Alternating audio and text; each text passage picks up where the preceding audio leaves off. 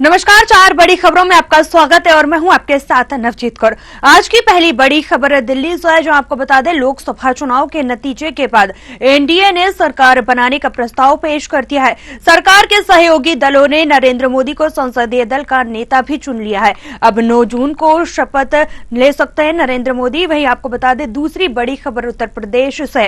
लोकसभा चुनाव में कन्नौज से जीत हासिल करने के बाद अखिलेश यादव संसद में बैठेंगे। वहीं तीसरी बड़ी खबर छत्तीसगढ़ से है, जहां आपको बता दें कि भूपेश बघेल के बयान पर छत्तीसगढ़ के सीएम विष्णुदेव साय ने कहा उन्होंने अपने ख्याल में रहने दीजिए। चौथी और आखिरी बड़ी खबर की बात करें तो मध्य प्रदेश से है, जहां मध्य प्रदेश के भोपाल में एनएसयूआई ने नीट परीक्षा में बड़ी धांधली का आरोप सरकार पर लगाया है। तो आइए शुरू करते हैं चार बड़ी खबरें।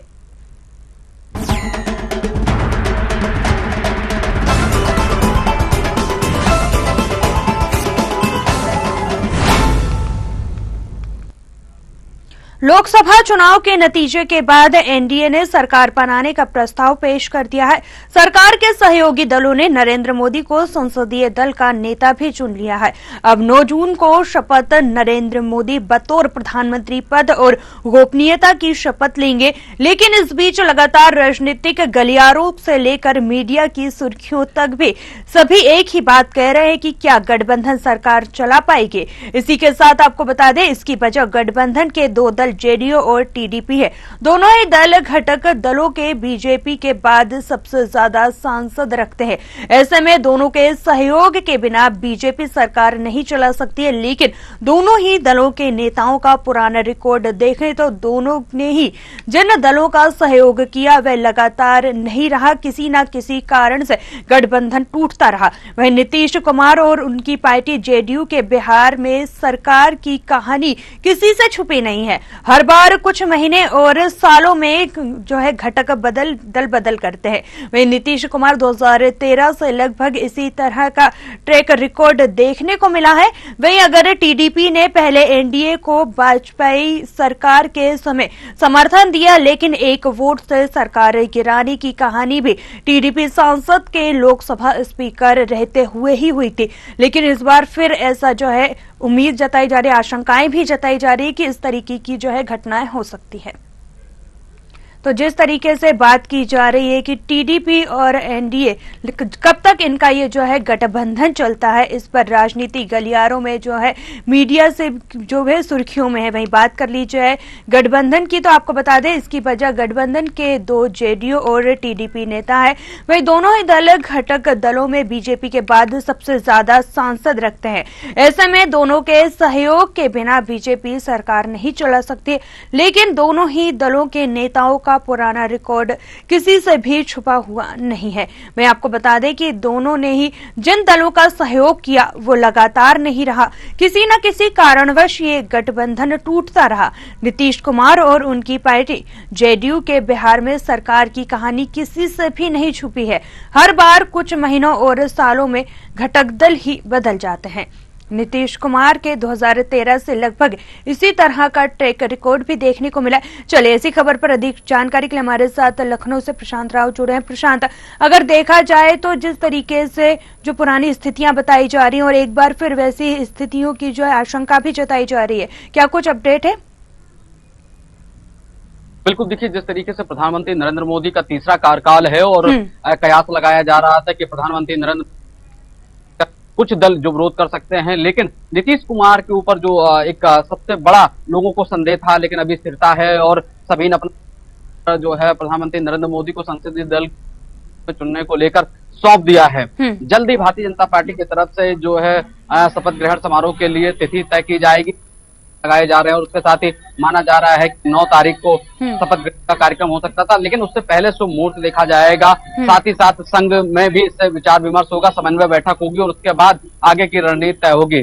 नीतीश कुमार का जो ट्रैक रिकॉर्ड रहा है उसमें रहा कि समय समय पर उन्होंने जो कई बार जो बदलाव किए हैं, एक दल से दूसरे दल में, दूसरे से तीसरे में, ऐसा करके उन्होंने कई लोगों के साथ जो है अपना तालमेल बनाए रखा है। हालांकि लंबे समय से नीतीश कुमार मुख्यमंत्री बिहार है और उनका जो ट्रैक रिकॉर्ड ये भी रहा है, चाहे वो आरजेडी के साथ हो, बीजेपी के साथ हो, कांग्रेस के साथ, अन्य दलों के साथ उनका हमेशा गठबंधन रहा है, लेकिन गठबंधन का विश्वास कभी भी नीतीश कुमार के ऊपर नहीं रहा है कि कब वो पलटी मार दें। लेकिन इस बार जिस तरीके से वो एनडीए के साथ टिके हुए हैं, भारतीय जनता पार्टी के समर्थन में खड़े हुए हैं, उसका कयास ये भी लगाया जा रहा है कि 2025 में बिहार विधानसभा चुनाव है, इसलिए नीतीश कुमार बहुत सोच समझ के कदम रख रहे हैं, किसी भी तरीके से कोई गलती ना हो, क्योंकि उन्हें फिर से मुख्यमंत्री बनना है। लेकिन जब यहाँ 4 तारीख को जो परिणाम आए, उसके बाद नीतीश कुमार यहाँ किंग मेकर बन सकते थे, एनडीए में वो जो भूमिका में थे, और इसके साथ ही इंडिया गठबंधन चाह रहा था कि वो एनडीए से टूटकर इंडिया गठबंधन में आ जाएं, और ये भी कयास लगाए जा रहे थे। तमाम खबरें भी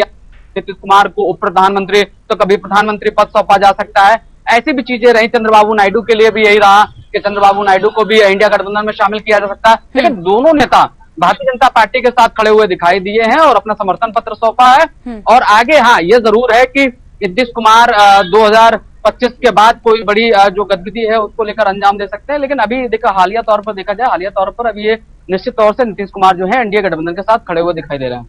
बिल्कुल, वहीं अगर बात कर ली जाए तो विपक्ष भी जो है इसको लेकर लगातार पलटवार कर रहा है, लेकिन अगर आपसे जानना चाहेंगे कि एनडीए की तरफ से इस पर क्या कुछ प्रतिक्रियाएं सामने आ रही है, क्योंकि आरोप प्रत्यारोप का दौर तो लगातार जारी है। देखिए, अगर एनडीए की तरफ से कहा जाए, भारतीय जनता पार्टी की तरफ से किया जाए, साफ था कि नीतीश कुमार उनके साथ ही रहेंगे। नीतीश जी से हो चुकी, तमाम बड़े नेताओं ने बयान दिए थे कि नीतीश बाबू अब पलटने वाले नहीं है। जिस तरीके से तेजस्वी ने नाम दिया था कि पलटू राम है, तो इस बार वो पूरी स्थिरता के साथ, पूरी निष्पक्षता के साथ, पूरी ईमानदारी के साथ वो इंडिया गठबंधन के पक्ष में नहीं जाएंगे। एनडीए के थे, एनडीए के रहेंगे और एनडीए का साथ निभाएंगे। निश्चित तौर से नीतीश बाबू ने करके भी दिखाया कि जब वो जो 5 तारीख को जब वो दिल्ली जा रहे थे, उस समय तेजस्वी उनके साथ उसी फ्लाइट में थे जिसमें नीतीश कुमार थे। दोनों एक साथ एक सीट पर बैठे। उसके बाद फिर कयास लगाया जा रहा था कि हो सकता है नीतीश कुमार पलटी मारते, लेकिन ऐसा नहीं हुआ है। तो ये नीतीश कुमार के भविष्य का भी फैसला है, क्योंकि 2025 में बिहार विधानसभा चुनाव है। अभी जो मैंडेट मिला है वो भारतीय जनता पार्टी के फेवर के चलते ही मिला है, तो उस मैंडेट को बरकरार रखना चाहते हैं। और नीतीश कुमार सबसे पहला जो निशाना है वो उनका कि वो मुख्यमंत्री बने। हालांकि ये ऑप्शनल है कि वो प्रधानमंत्री बनाए जा सकते थे या बन सकते हैं या हो सकते हैं, लेकिन उनका पहला फोकस है कि बिहार में भी मुख्यमंत्री के जो वो है दावेदार हैं, मुख्यमंत्री ही रहेंगे। उन्होंने एक रिकॉर्ड भी बनाया है भारत में कि सबसे ज्यादा बार उन्होंने मुख्यमंत्री पद की शपथ ली है। जी चलिए, बिल्कुल आप बने रहिए और अगली बड़ी खबर पर भी आपसे अपडेट लेते रहेंगे। तो अब तो ये तो आने वाला वक्त ही बताएगा कि आखिर जेडीयू और टीडीपी किस तरीके से जो है पलट सकते हैं या फिर स्थिर रहते हैं। इसी के साथ बढ़ते हैं दूसरी बड़ी खबर की ओर। लोकसभा चुनाव में कन्नौज से जीत हासिल करने के बाद अखिलेश यादव संसद में बैठेंगे। ऐसे में संसद का चुनाव जीतने के बाद अखिलेश यादव ने अपनी विधानसभा करहल को छोड़ने का निर्णय भी लिया है। इसकी घोषणा उन्होंने सांसदों से मीटिंग के बाद शनिवार को लखनऊ में की, यानी अब अखिलेश यादव दिल्ली की राजनीति में सक्रिय नजर आएंगे। मैं आपको बता दें, अखिलेश ने 2022 में मैनपुरी की करहल विधानसभा सीट से चुनाव लड़ा था और अखिलेश ने सपा के सभी जीते हुए सांसदों को शनिवार को लखनऊ बुलाया और इसमें अखिलेश यादव समेत 37 सांसद शामिल हुए। मीटिंग में मंथन के बाद उन्होंने विधानसभा सीट छोड़ने का ऐलान किया है। मैं आपको बता दें कि अखिलेश ने कहा, पिछड़ा दलित और अल्पसंख्यक की रणनीति की जीत होने से देश में नकारात्मक राजनीति खत्म हो गई है। अब समाजवादियों के और जिम्मेदारी बढ़ गई है। जनता ने एक एक बात सुनी और उनके मुद्दों को उठाया, क्योंकि जनता के मुद्दों की जीत हुई है। उन्होंने कहा, सपा सांसदों ने चुनाव में लगातार मेहनत की, जनता के बीच में रहे, यही वजह रही कि सपा ने सबसे ज्यादा सीटों पर जीत दर्ज की है। तो चलिए, इसी पर जो है प्रशांत राव हमारे साथ जुड़े हुए हैं। प्रशांत, आपसे जानना चाहेंगे, जिस तरीके से बात की है अखिलेश यादव ने कि पिछड़ा दलित और अल्पसंख्यकों की रणनीति की जीत का ये कारण बना हुआ है, तो क्या कुछ कहेंगे आप इस पर? नवजीत, बिल्कुल। देखिए, 2024 का जो लोकसभा चुनाव हो समय के लिए अमृत हुआ है, और ये अमृत इसलिए भी है क्योंकि समाजवादी पार्टी जिस तरीके से 2017 के बाद यहाँ से अपनी सत्ता गंवा चुकी थी, लगातार नीचे पायदान पर आ रहे थे, लेकिन किसी भी तरीके से तमाम दलों के साथ उन्होंने गठबंधन किया। 2022 में आरएलडी थी, अपना दल कमेरावादी, और उसके साथ महान दल और भी तमाम पार्टियों के साथ यहाँ अखिलेश यादव का गठबंधन था। उसमें अगर सुबसपा भी था, लेकिन उस तरीके से सीटें बहुत ही मिली। समाजवादी पार्टी ने अच्छी 2022 में यहाँ विधानसभा चुनाव जीता, लेकिन किसी भी तरीके से गठबंधन टूटने लगा और 2024 में भी समाजवादी पार्टी ने पीडीए का नारा दिया और पीडीए के नारे के तहत यहाँ अच्छी जीत हासिल की है। अब अखिलेश यादव क्योंकि 2 जगह से चुने गए, पहले वो विधानसभा के करहल की मैनपुरी से वहां पर जो है सदस्य है विधानसभा के, तो करहल विधानसभा सदस्य पद से वो इस्तीफा देंगे क्योंकि कन्नौज से वो लोकसभा के सदस्य निर्वाचित हो चुके हैं। ऐसे में राष्ट्रीय राजनीति में अखिलेश यादव सक्रिय होना चाहते हैं क्योंकि राष्ट्रीय राजनीति से ही उनकी पार्टी को राष्ट्रीय दर्जा मिल सकता है। और अगर देखा जाए कि किसी दल में कांग्रेस के बाद अगर किसी के पास जो सबसे बड़ा अगर जो सदस्यों की संख्या है वो समाजवादी पार्टी के पास है भारत में, तो ऐसे में राष्ट्रीय राजनीति में सक्रिय होकर अखिलेश यादव अपनी पार्टी को राष्ट्रीय स्तर तक मजबूत करना चाहते हैं। अन्य राज्यों में विधानसभा चुनाव में भी मजबूती से समाजवादी पार्टी खड़ी हो, क्योंकि इंडिया गठबंधन के साथ कांग्रेस में उनकी जो अहम भूमिका रही है। और हालांकि देखिए, कांग्रेस जब मध्य प्रदेश में चुनाव लड़ रही तो समाजवादी पार्टी को 7 सीटें नहीं दे रही थी। यहाँ तक कि जो वहां के नेता थे कमलनाथ, उन्होंने समाजवादी पार्टी के प्रत्याशियों को भी नकार दिया। और अखिलेश यादव के ऊपर भी उन्होंने एक ऐसी टिप्पणी कर दी जिसके बाद कई जगह अगर देखा जाए कि भिंड है, दतिया है, मुरैना है और ग्वालियर के आसपास की जो सीटें हैं वहां जो कांग्रेस को कम वोटों से वहां हारना पड़ा था। कारण यही था कि अखिलेश यादव का स्वजाति जो वोट है वो कांग्रेस की तरफ न जाकर सीधे बीजेपी की तरफ मूव कर गया। उनको लगा कि समाजवादी पार्टी को यहाँ कांग्रेस ने नकार दिया है, अखिलेश यादव को बेइज्जत किया जिस तरीके से आपने। और कहीं ना कहीं कमलनाथ एक वीआईपी नेता रहे, उनके अंदर एक वीआईपी कल्चर भी है, तो वही वीआईपी कल्चर अब उनका निकल गया है। पहले उनके हाथ से मुख्यमंत्री पद गया, उसके बाद से विधानसभा चुनाव भी गया, अब उनके हाथ से एक तरीके से लोकसभा चुनाव भी गया।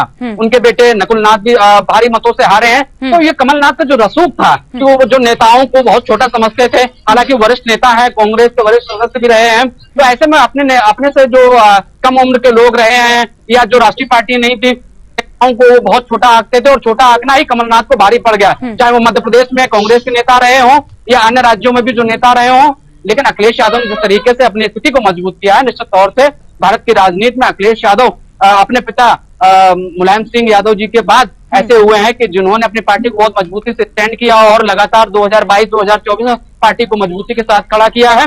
और यहाँ भारतीय जनता पार्टी जो कि सत्ता पक्ष में है, विपक्ष के रूप में समाजवादी पार्टी ने करारी हार दोनों चुनाव में दी है। चाहे वो 2022 का विधानसभा हो, 2024 का लोकसभा चुनाव है। आज 37 उनके पास यहाँ सांसद हैं। अगर कहा जाए कि उन्होंने 32 सांसद 5 साल में मजबूत किए हैं, 5 सीटें जीती थी, इसमें उप लोकसभा चुनाव हार गए थे, 3 ही उनके पास सांसद बचे थे। तो ऐसे में देखा जाए कि 32 नहीं बल्कि 34 उन्होंने अपने सांसद जीते हैं। तो सबसे बड़ी जीत है ये अखिलेश यादव के लिए। अब वो राष्ट्रीय राजनीति में सक्रिय होना चाहते हैं और यहाँ पर अपने चाचा शिवपाल यादव को नेता प्रतिपक्ष बनाकर पार्टी को उत्तर प्रदेश मजबूत रखना चाहते हैं। समाजवादी पार्टी अब कहा जाए कि इंडिया गठबंधन में दूसरे नंबर की राजनीति करना चाहती है और देश के अन्य राज्यों में जहां विधानसभा चुनाव होंगे वहां गठबंधन की राजनीति करके अपने पार्टी का 2/3 बहुमत हासिल करके राष्ट्रीय पार्टी का दर्जा हासिल करना चाहती है समाजवादी पार्टी।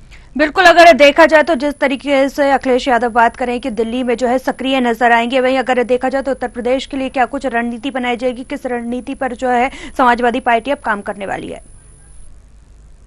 अखिलेश यादव अभी मैनपुरी की जो विधानसभा करहल है वहां पर भी वो विधानसभा सदस्य हैं और अभी नवनिर्वाचित लोकसभा सदस्य कन्नौज हुए हैं। तो ऐसे में अखिलेश यादव करहल सीट छोड़कर राष्ट्रीय राजनीति में शामिल हो रहे हैं। राष्ट्रीय राजनीति का मुद्दा यही होगा कि जिस तरीके से उनकी पार्टी ने इंडिया गठबंधन के साथ मिलकर जो चुनावी मैनिफेस्टो जारी किया था, जिस पर यहाँ उन्हें प्रचंड जीत मिली है, हालांकि विपक्ष में है, लेकिन उसके बावजूद भी सदन में मजबूती से बात उठानी होगी। यदि कांग्रेस दबती है तो समाजवादी पार्टी खुलकर विपक्ष का वहां पर सत्ता पक्ष का वहां पर सामना करेगी और वो मुद्दे रखेगी जिसमें उन्होंने संविधान बचाने का नारा दिया था, आरक्षण बचाने का नारा दिया था, साथ ही साथ जवानों को नौकरी है, रोजगार है, महिला सुरक्षा है, किसानों को एमएसपी है, ऐसे तमाम मुद्दे हैं। इसके साथ ही किसानों का कर्ज माफी है।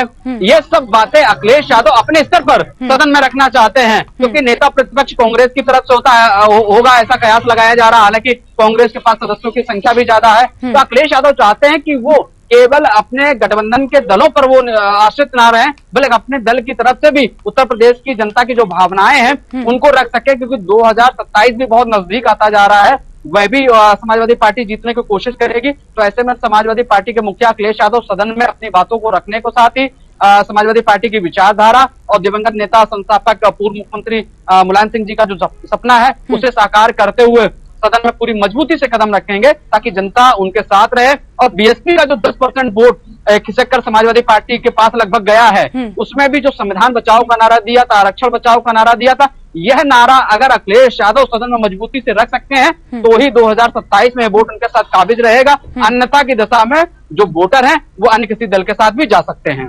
चलिए प्रशांत, आपका बहुत बहुत धन्यवाद खबर पर अपडेट देने के लिए। तो जिस तरीके से लखनऊ में ये मीटिंग रखी गई थी और अखिलेश यादव समेत 37 सांसद इस मीटिंग में शामिल हुए थे, मीटिंग में मंथन किया गया। उसी के बाद आपको बता दें कि उन्होंने विधानसभा छोड़ने का भी ऐलान किया है। अखिलेश ने कहा पिछड़ा दलित और अल्पसंख्यक की रणनीति की जीत हुई है, वही नकारात्मक राजनीति खत्म हो गई है, अब समाजवादियों की जिम्मेदारी और भी ज्यादा बढ़ गई है।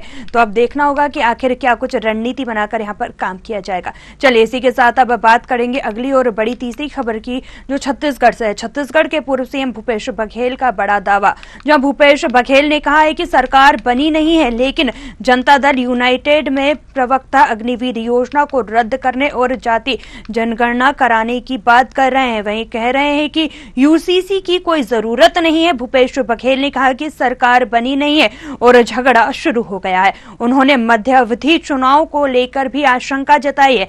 वहीं अगर बात कर ली जाए मध्य अवधि चुनाव को लेकर भूपेश बघेल के बयान पर छत्तीसगढ़ के सीएम विष्णुदेव साय का भी बयान सामने आया, जहां उन्होंने कहा है कि अपने ख्यालों में रहने दीजिए, उन्हें उसी में खुश रहने दीजिए। हमारी एनडीए सरकार पूरे 5 साल तक चलने वाली है। तो चलिए, जिस तरीके से उन्होंने कहा है मध्य अवधि चुनाव को लेकर बयानबाजी एक बार फिर से तेज हो गई है और एनडीए पर भी उन्होंने जमकर निशाना साधा है, जहां भूपेश बघेल ने बड़ा दावा भी किया इसी बीच। ये कि नीतीश और नायडू डेवलपमेंट अलायंस, और आपने तो मिड टर्म पोल की बात भी कहते हैं, क्यों लग रहा है सर ऐसा? क्योंकि ये केर बेर का संघ है। केला और बेर एक साथ नहीं रहेंगे और एक साथ रहेंगे तो फटेगा केला। इनकी स्थिति यही है। सर इसके अलावा राहुल गांधी को विपक्ष का नेता, राहुल गांधी को नेता विपक्ष बनाने की मांग कोई कांग्रेस सांसद उठा रहे हैं कि वो नेता विपक्ष की जिम्मेदारी ले। शाम को कांग्रेस पार्लियामेंट्री पार्टी की भी मीटिंग है, उसको किस तरीके नहीं, ये तो संसदीय दल का विशेषाधिकार है, वो लोग तय करेंगे और उम्मीद करना चाहिए वो बने। अब इसी ख्याली मुगालते में वो लोग रहे है ना, उसी में खुश होते रहे सोच के। उनके पास कोई दूसरा रास्ता तो है नहीं। और हमारी एनडीए की सरकार पूरी चलेगी, 5 साल तक चलेगी। 2 बार चल चुकी है, तीसरी बार भी चलेगी पूरे समय। चलिए इसी खबर पर हमारे साथ छत्तीसगढ़ से जो है जिज्ञासा चंद्राकर जुड़ चुकी है। जिज्ञासा, अगर देखा जाए तो छत्तीसगढ़ की राजनीति में वार पलटवार शुरू हो गया है एक बार फिर से, जहां भूपेश बघेल ने कहा सरकार बनी नहीं और झगड़ा शुरू हो गया है। वहीं उस पर अगर बात कर ली जाए तो सीएम विष्णुदेव साय ने भी पलटवार किया है। क्या कुछ जानकारी है?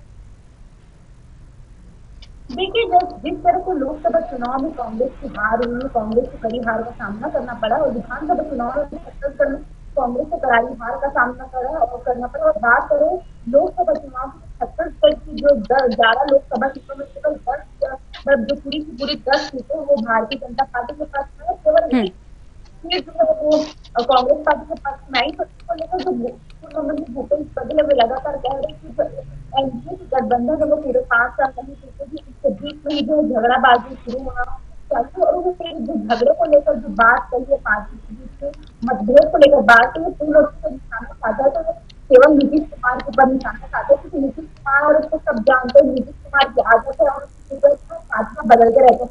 मुख्यमंत्री भूपेश बघेल का ये कहना है कि पार्टी 5 साल तक नहीं टिक पाएगी और उनकी योजनाओं भी तरफ बात करें तो छत्तीसगढ़ वर्तमान मुख्यमंत्री उन्होंने बहुत सारे बयानों को जो है ख्याली पुलाव बता दिया है। उन्होंने कहा है कि भूपेश बघेल जो है ख्याली पुलाव वाली बात करते हैं, सोचते हैं कि जब बाकी हमारी जो एनडीए की सरकार है तो पूरे 5 साल काम करेगी। चलिए जिज्ञासा, आपका बहुत बहुत धन्यवाद। तो जिस तरीके से आपने देखा कि जिज्ञासा ने इस खबर पर जो है जानकारी दी है और वार पलटवार छत्तीसगढ़ की राजनीति में फिर शुरू हो गया है। चलिए अब बात करेंगे आखिरी और चौथी बड़ी खबर की। तो मध्य प्रदेश से जहां आपको बता दें, मध्य प्रदेश के भोपाल में एनएसयूआई ने नीट परीक्षा में बड़ी धांधली का आरोप लगाया है। सरकार पर यह आरोप लगाया गया है। वहीं एनएसयूआई के अध्यक्ष आशुतोष चौकसे का कहना है कि केंद्र सरकार ने प्राइवेट एजेंसी एनटीए के नेट की परीक्षा का जो है उसमें धांधली की है और अधिकृत किया गया था, लेकिन एनटीए करोड़ों रुपए लेकर वहां पर सेंटर में कई जगह बच्चों को फर्जी मुन्ना भाई एमबीबीएस बना दिया गया है। वहीं एनएसयूआई इस पूरे भ्रष्टाचार के मामले में सीबीआई जांच की मांग कर रही है। तो देखा कि जिस तरीके से एनएसयूआई जो है लगातार बच्चों के भविष्य को लेकर जो है सवाल खड़े कर रहा है, वहीं सरकार पर भी आरोप लगाया जा रहा है। आपको बता दें कि सरकार पर धांधली का आरोप लगा है। एनएसयूआई अध्यक्ष आशुतोष चौकसे ने कहा कि केंद्र सरकार ने प्राइवेट एजेंसी एनटीए को नेट की परीक्षा करने की अधिकृति सौंप दी थी, जिसके बाद एनटीए करोड़ों रुपए लेकर एक ही सेंटर से कई बच्चों को फर्जी मुन्ना भाई एमबीबीएस की पढ़ाई करवा रहा है। वहीं इसी के साथ पूरे भ्रष्टाचार के मामले में सीबीआई जांच की भी मांग की गई है। देखिए, जिस प्रकार से आप सब मध्य प्रदेश के पत्रकार बंधु हैं, आपने देखा मध्य प्रदेश में जिस प्रकार से व्यापम घोटाला हुआ, यहाँ पर जो है मुन्ना भाई एमबीबीएस फर्जी डॉक्टर बनाने की सरकार की कोशिश थी। आज ये घोटाला मुन्ना भाई फर्जी एमबीबीएस बनाने की बात व्यापम घोटाला उठकर जो है दिल्ली तक पहुंच गया है। दिल्ली में जिस प्रकार से एनटीए जो कि एग्जाम कराने वाली प्राइवेट एजेंसी है, नरेंद्र मोदी सरकार ने एक प्राइवेट एजेंसी के हाथ में छात्रों का भविष्य दे दिया है और वो एजेंसी एक एग्जाम कराती है नीट का, जिसमें आप देखेंगे कि 720 नंबर का पेपर हुआ था, उसमें से 719 और 718 जैसे नंबर 60 से ऊपर छात्रों को आए हैं। उसमें जो टॉप 5 में आए हैं छात्र, वो हरियाणा के एक ही एग्जाम सेंटर से आए हैं। ये कहीं ना कहीं स्पष्ट करता है कि किस प्रकार से इस नीट के एग्जाम में जो है घोटाला हुआ है। फिर से करोड़ों अरबों रुपए का लेन देन करके फर्जी मुन्ना भाई एमबीबीएस जैसे डॉक्टर बनाने का प्रयास किया जा रहा है। आज एनएसयूआई ने इसी को लेकर जो है यहां पर प्रदर्शन किया है और हम लोग मांग करते हैं कि एनटीए की और इस नीट के एग्जाम की जो है सीबीआई से जांच कराई जाए और जांच कराकर जो दोषी है उनको कड़ी से कड़ी सजा दिलाई जाए। घोटाले की जांच। चलिए, इसी खबर पर हमारे साथ कृष्णा शर्मा भोपाल से लाइव जुड़े हैं। कृष्णा, अगर देखा जाए तो जिस तरीके से नीट की परीक्षा का जो मामला है, इस पर भ्रष्टाचार तूल पकड़ता हुआ नजर आ रहा है, वहीं पे आरोप प्रत्यारोप का दौर भी लगातार जारी है। क्या कुछ जानकारी अपडेट निकलकर सामने आ रही है? बिल्कुल, देखिए जिस तरह से मध्य प्रदेश में व्यापम घोटाला हुआ और व्यापम घोटाला के बाद नर्सिंग घोटाला हुआ, अब यह नीट के जो परिणाम आए हैं नीट परीक्षा के, उसके बाद लगातार कांग्रेस आक्रामक है और सरकार पर नीट की परीक्षा में भ्रष्टाचार का आरोप लगा रही है। आज इसको लेकर एनएसयूआई ने प्रदेश कांग्रेस कार्यालय के बाहर प्रदर्शन भी किया और सरकार से सीबीआई के जांच की मांग की है। और जो एनएसयूआई के आशुतोष चौकसे हैं अध्यक्ष, उनका कहना है कि निश्चित रूप से जिस तरह से केंद्र सरकार ने एनटीए को पूरे नीट परीक्षा का दायित्व दिया था प्राइवेट एजेंसी को, उसमें कहीं ना कहीं भ्रष्टाचार हुआ है, क्योंकि एक ही सेंटर से कई छात्र टॉप लेवल में पहुंचे हैं। तो ये कहीं ना कहीं जांच का विषय है। इसलिए पूरे मामले की जांच सीबीआई के द्वारा करानी चाहिए, क्योंकि लाखों बच्चों के भविष्य का सवाल है और ये जो घोटाला है वो व्यापम से बड़ा घोटाला हो सकता है। बिल्कुल, अगर देखा जाए तो मध्य प्रदेश के साथ साथ लगातार पूरे देश भर में इस तरीके के घोटाले लगातार निकलकर सामने आते हैं। वही सरकार इस पर एक्शन लेती है, लेकिन उसके बाद जो है ये पूरा मामला ठंडे बस्ते में चला जाता है। लेकिन इस बार जो है प्रशासन की ओर से क्या कुछ कार्रवाई की जा रही है इस पूरे मामले में? देखिए, छात्रों ने इसको लेकर हाई कोर्ट में अपनी जो याचिका है वो लगाई है। अब हाई कोर्ट इसमें सुनवाई करेगा, लेकिन विपक्ष इस पर हमलावर है। अब देखना होगा कि हाई कोर्ट के सुनवाई के बाद इस मामले के क्या तथ्य निकल कर आते हैं, क्या डाटा निकल कर आते हैं, उसके बाद ये मामला आगे जाएगा। क्योंकि कहीं ना कहीं जो छात्र हैं वो भी आरोप लगा रहे हैं कि पूरे जो नीट परीक्षा है उसमें कहीं ना कहीं बड़ा स्कैम हुआ है। चलिए, बिल्कुल आपका बहुत बहुत धन्यवाद कृष्णा हमारे साथ जुड़ने के लिए। तो आपने देखा कि किस तरीके से एनएसयूआई जो है लगातार जो है मांग कर रहा है, सीबीआई जांच की यहां पर मांग करता हुआ नजर आ रहा है। इसी के साथ 4 बड़ी खबरों में फिलहाल इतना ही। मुझे दीजिए इजाजत, आप बने रहे न्यूज़ आर के साथ।